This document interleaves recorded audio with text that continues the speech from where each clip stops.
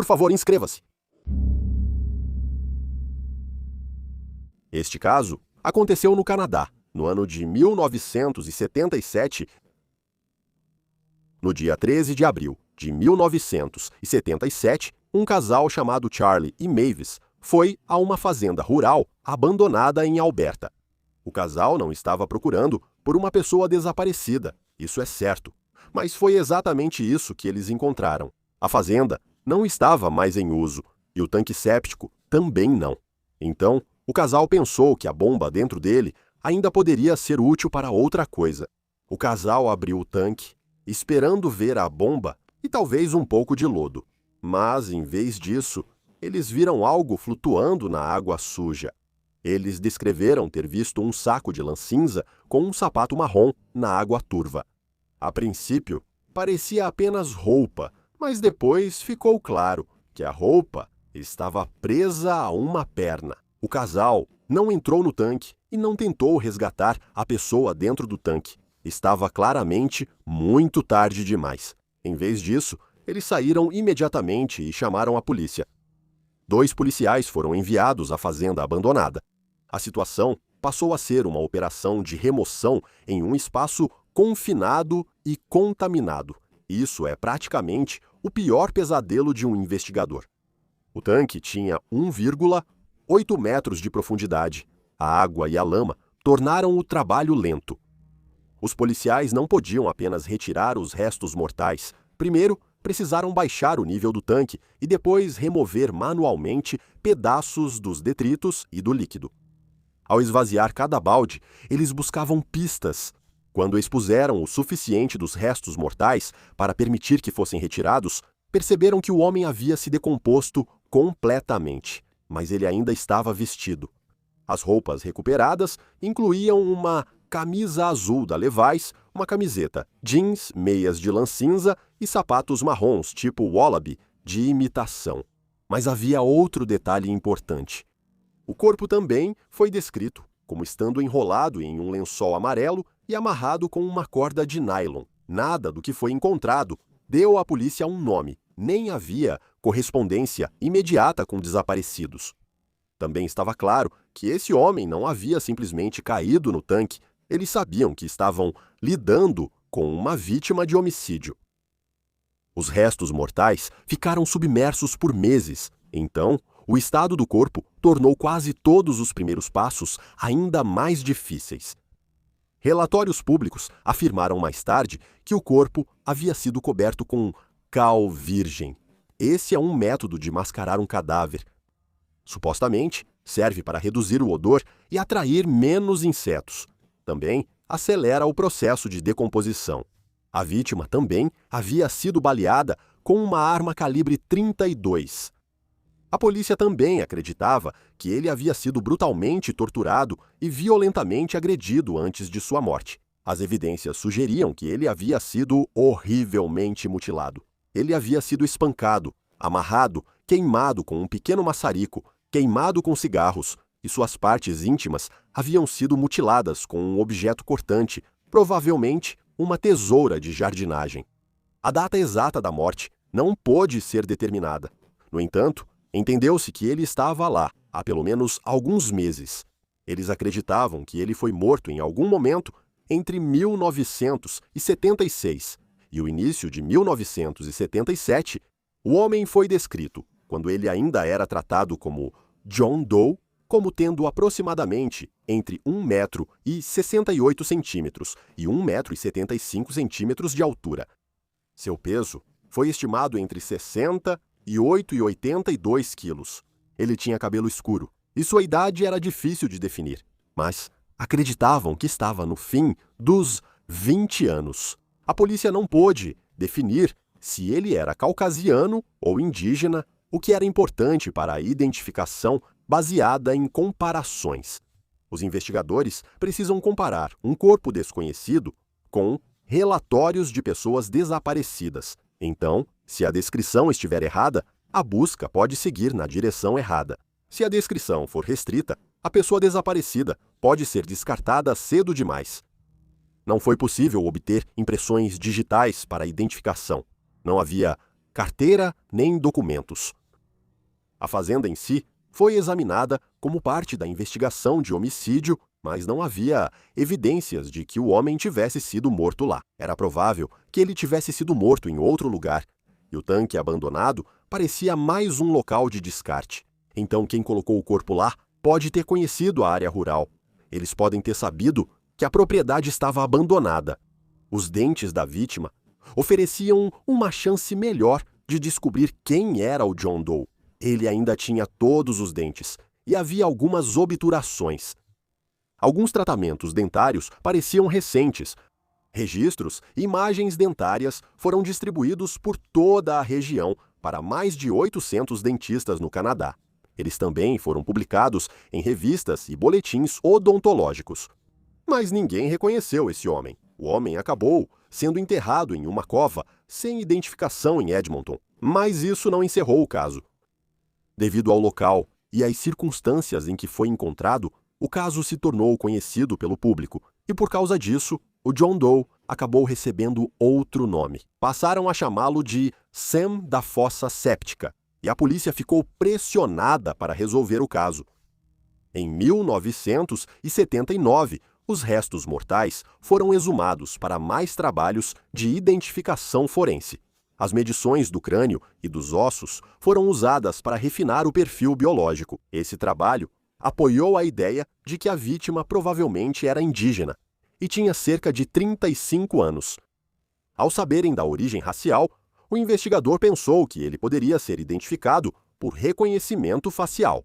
Médicos legistas e especialistas forenses desenvolveram reconstruções e conseguiram produzir uma reconstrução tridimensional feita a partir de mais de 50 medições do crânio e 75 medições dos ossos. Isso trouxe a atenção que o caso precisava. Com isso, gerou novas pistas. Os investigadores entrevistaram possíveis testemunhas. Eles também compararam mais relatos de pessoas desaparecidas, mas o caso, tragicamente, continuou sem solução. Décadas se passaram e alguns policiais continuaram trabalhando no caso por 40 anos, desesperados para dar ao John Doe, ou Septic Tank Sam, seu verdadeiro nome. Mas no final, não houve nenhum avanço. Isso foi até que os testes de DNA se tornaram muito mais avançados. O tecido humano restante estava degradado, então só foi possível desenvolver um perfil de DNA parcial da vítima. Isso aconteceu em 2012.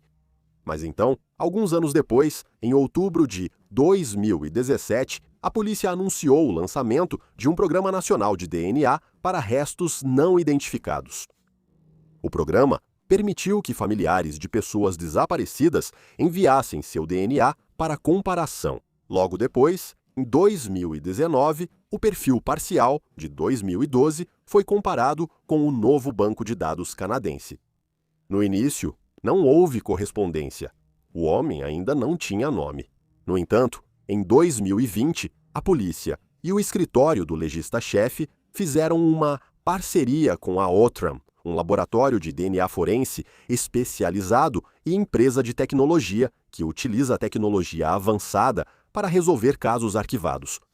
A Outram utilizou o sequenciamento genômico de nível forense para construir um perfil mais completo, e esse perfil pôde ser utilizado. Assim, os investigadores montaram uma árvore genealógica. Uma das pessoas encontradas através desse processo foi uma mulher chamada Joyce Sanderson.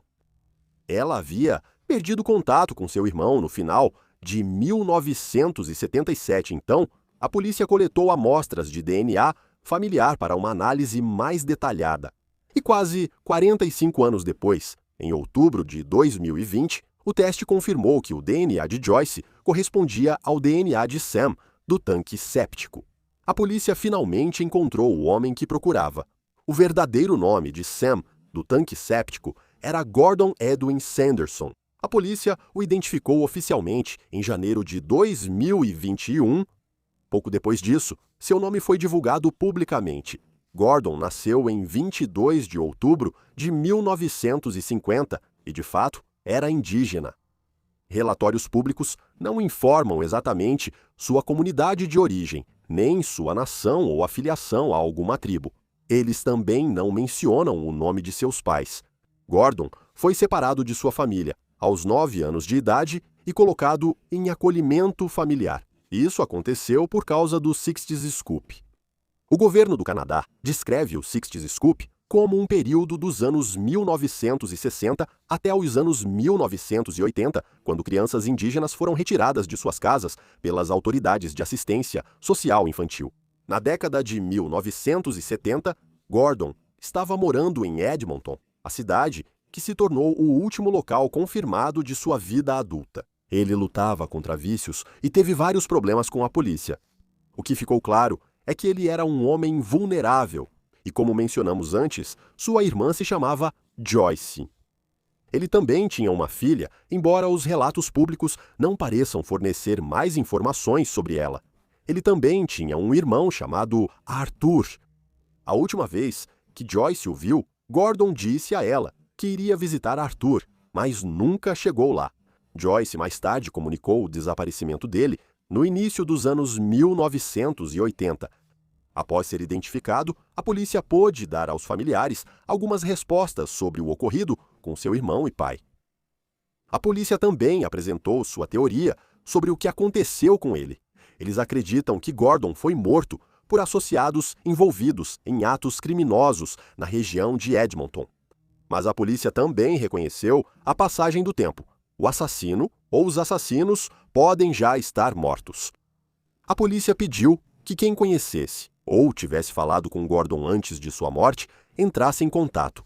Mas desde então, não houve avanços divulgados publicamente e ninguém jamais foi formalmente acusado pela morte de Gordon. Por que a morte dele foi tão brutal? Ter uma tesoura de jardim inserida no reto e ser torturado com um maçarico. É horrível até de pensar. Talvez um dia a gente saiba o porquê, mas, tragicamente, isso não é provável. Este próximo caso aconteceu nos Estados Unidos, no ano 2000. No dia 13 de novembro de 2000, um funcionário da manutenção na casa de veteranos em Chelsea, Massachusetts, notou um embrulho pesado enrolado em uma colcha perto de um guardrail. Preocupado com o que poderia ser, ele ligou para a polícia. A polícia logo chegou ao local e, quando desenrolaram o tecido, recuaram. Dentro estava a metade inferior do corpo de uma jovem. Sua cabeça, mãos e coração estavam faltando. O torso foi cortado ao meio, amarrado com cadarço e enrolado em uma colcha preta e branca. Não havia como tirar impressões digitais ou fazer reconhecimento facial. Então, os detetives lhe deram um nome provisório, a Chelsea Jane Doe. Os peritos forenses determinaram que ela havia morrido cerca de 24 horas antes. Apesar da mutilação, concluíram que ela provavelmente morreu por estrangulamento, não por ter sido cortada ao meio. As características físicas dela sugeriam que era uma mulher negra, de pele clara à média, com idade entre o final da adolescência e início dos 20 anos, de porte pequeno e também atlética. Era óbvio que a remoção da cabeça, das mãos e do coração parecia ser uma tentativa deliberada de impedir a identificação. Normalmente, casos como esse são bastante difíceis de resolver e, sem identificadores físicos, os investigadores começaram a vasculhar o estacionamento em busca de qualquer pista que pudessem encontrar. Logo, encontraram uma câmera de vigilância voltada para onde o corpo foi descartado e, ao revisar as imagens, viram uma gravação de baixa qualidade. E, por acaso, ela acabou registrando o assassino descartando o corpo. O assassino estava dirigindo um Lincoln Town Car, bege, de 1988, e as imagens mostraram ele parando, arrastando os restos da vítima para o lado e depois indo embora. A polícia estava se preparando para uma investigação longa e demorada, mas o assassino cometeu um dos maiores erros. Quase instantaneamente, o carro foi rastreado e ele foi ligado a um homem de 36 anos chamado Eugene McCollum.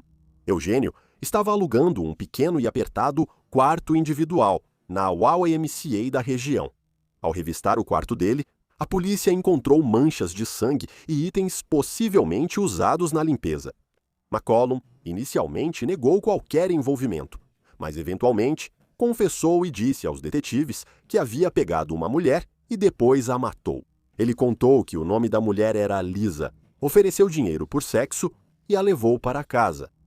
Segundo McCollum, eles discutiram sobre o pagamento. Ele afirmou que ela pegou uma faca e tentou matá-lo, o que o levou a colocar as mãos ao redor do pescoço dela e estrangulá-la até a morte. Mas o que aconteceu a seguir foi ainda mais chocante. Em vez de chamar a polícia ou ambulância, McCollum começou a destruir meticulosamente a identidade da mulher.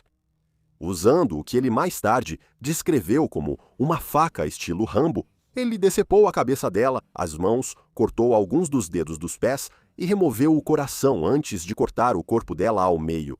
Ele disse aos investigadores que fez isso para dificultar a identificação e facilitar o transporte do corpo à polícia.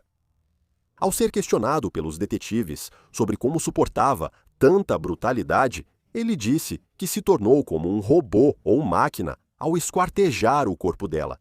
McCollum, então, enrolou o torso em um edredom, amarrou os pés com um cadarço e colocou o embrulho em seu Lincoln Town Car. Nas primeiras horas do dia 13 de novembro de 2000, ele dirigiu até a casa do soldado, arrastou os restos embrulhados para fora e depois foi embora. Ele então colocou a cabeça, as mãos e os pés da mulher em um recipiente de plástico e os enterrou em uma praia. Inicialmente, ele disse à polícia que jogou o recipiente em uma lixeira. No entanto, isso era uma mentira. Então, quem era Eugene McCollum? Para quem o via na rua, Eugene parecia quase uma pessoa comum. Ele era mediano em todos os sentidos da palavra. Ele nasceu em Massachusetts em 1964.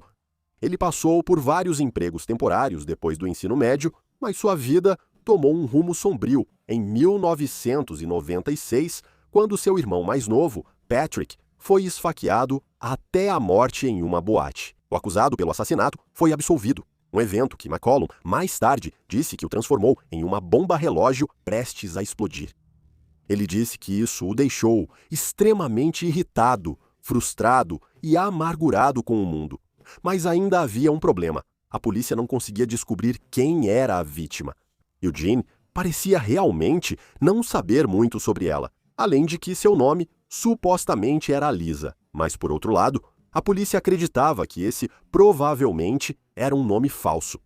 Quando McCollum apareceu no tribunal, em 2005, para responder pelo assassinato de Chelsea, ele disse ao juiz que matou por amargura em relação ao sistema de justiça.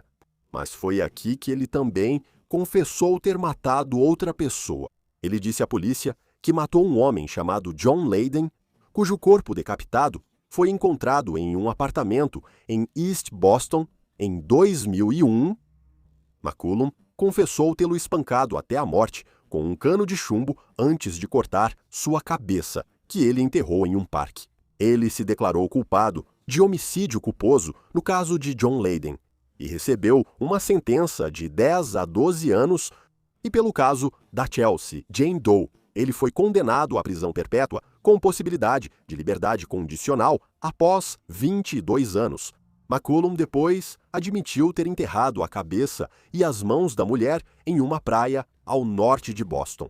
Em janeiro de 2004, os detetives desenterraram o recipiente e recuperaram as partes do corpo faltantes. Mas pelo que eu sei, o coração dela nunca foi encontrado. Décadas se passaram e a polícia não estava mais perto de descobrir quem era a vítima mutilada. Na década de 2010, a tecnologia forense já havia avançado.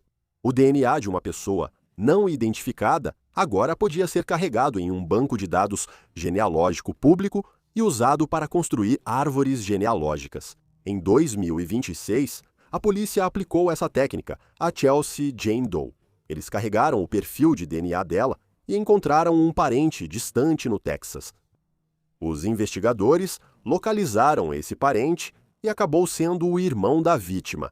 E foi aí que conseguiram um nome. A vítima não era uma mulher.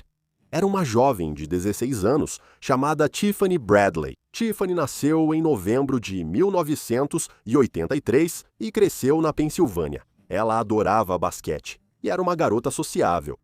Os familiares lembravam dela como sendo artística e incrivelmente carinhosa. Ela desapareceu em algum momento do ano 2001. Em determinado momento, ela ligou e disse à prima que estava em Nova York, mas durante essa ligação, ela parecia nervosa e prometeu ligar de volta para a prima. Ela nunca ligou de volta. Investigadores e o FBI agora acreditam que ela foi rapidamente traficada ao longo do corredor da Interestadual 95, provavelmente coagida a vender o próprio corpo. Foi enquanto estava sendo traficada que ela encontrou Eugene. Eugene provavelmente estava dizendo a verdade quando disse que ela se chamava Lisa e que era da Filadélfia, uma mentira que provavelmente foi imposta a ela pelos traficantes. Para a família de Tiffany, a identificação trouxe um alívio agridoce. Suas tias e primos compareceram à coletiva de imprensa que anunciou sua identificação. Eles agradeceram aos investigadores por não deixarem sua sobrinha permanecer em uma caixa na prateleira e por trazerem Tiffany de volta para casa após longos 26 anos. O caso de Tiffany Bradley é tão trágico quanto horrível. A brutalidade do seu assassinato já é difícil de compreender, mas talvez ainda mais doloroso seja o que aconteceu antes. Uma garota de 16 anos desapareceu, foi traficada entre estados e ninguém saiu à sua procura. Ela foi então assassinada, esquartejada e descartada. E por mais de 2 décadas ninguém soube quem ela era.